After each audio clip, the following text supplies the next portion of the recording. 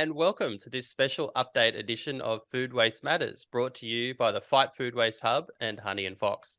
I'm Andrew Robertson, and joining me today to give a quick update on the Transform program is Francesca Goodman-Smith.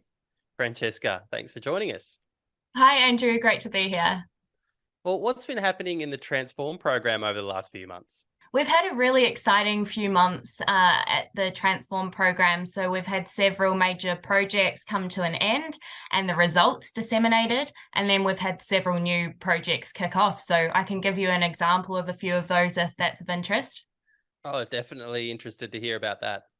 Great. So one of our major projects, which has finished recently, was our potato project. So that was a consortium of several different potato growers in South Australia.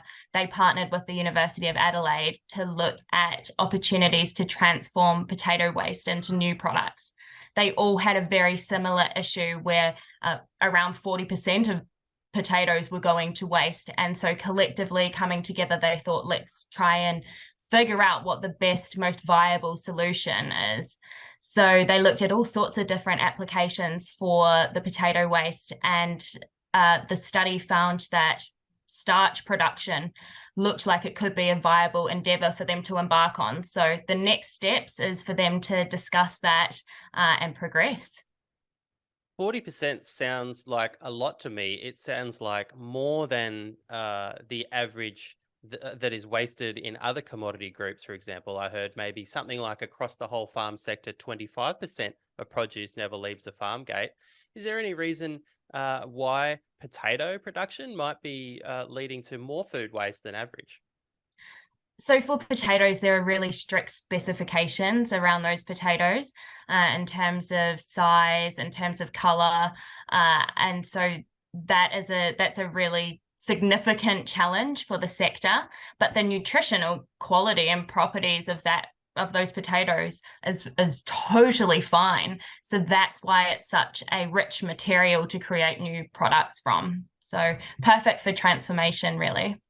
Interesting. Are there any other interesting companies that you've been working with in the Transform project? Yeah, so one of our SME projects was with Montague Fresh and with RMIT, and they were looking at stone fruit and preserving stone fruit, so creating a puree that then could be added to food products. And so they did a research project, and then after the research project, Montague Fresh partnered with Peter's Ice Cream, and they launched a product called the Rescue Pop, which is available in stores. So they created this whole new food, which is now marketed as an upcycled food to consumers. And also, I thought I'd mention that I'm actually heading off on a Churchill Fellowship this year. So it's starting mid-May, heading to the US and then over to the Netherlands and the UK to talk with companies about upcycling, to learn about their experiences and knowledge that we can bring back to Australia, as well as looking specifically at certification for upcycled food. So currently certifications available in the US and Canada with over 250 products certified. And we'd like to see if there's an opportunity to bring that certification to Australia. Oh, fantastic. I'll have to keep an eye open for that one. Yeah, exactly. So that was a really exciting project as well.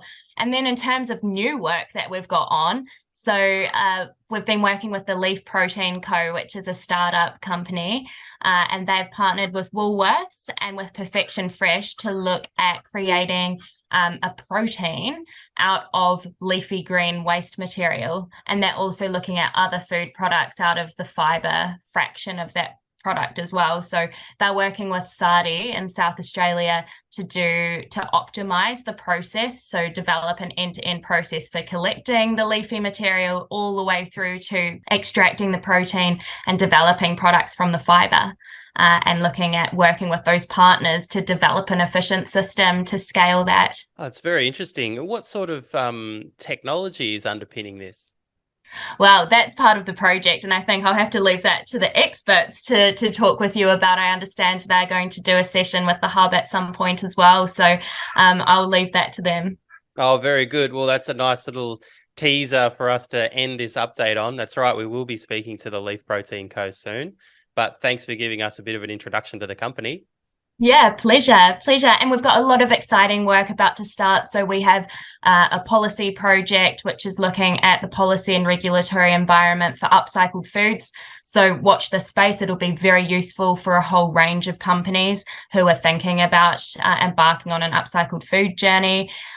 We're also working with small to medium enterprises in WA to develop a framework to help companies make decisions about value adding options. So taking into account the financial viability, the techno-economic viability, what waste stream they're dealing with, and we'll create a framework so that other companies can use that. So that's a partnership between the Department of Primary Industries and WA and Curtin University. Well, that sounds like a really valuable contribution.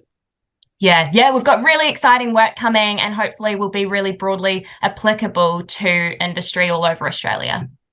Great. All right. Well, thanks for joining us to give us that update on the Transform program, Francesca. Pleasure. We'll see you next time. Well, that's all for now. Be sure to sign up to our website, fightfoodwastehub.com.au, to receive all the latest content from Food Waste Matters. Until next time, keep up the fight.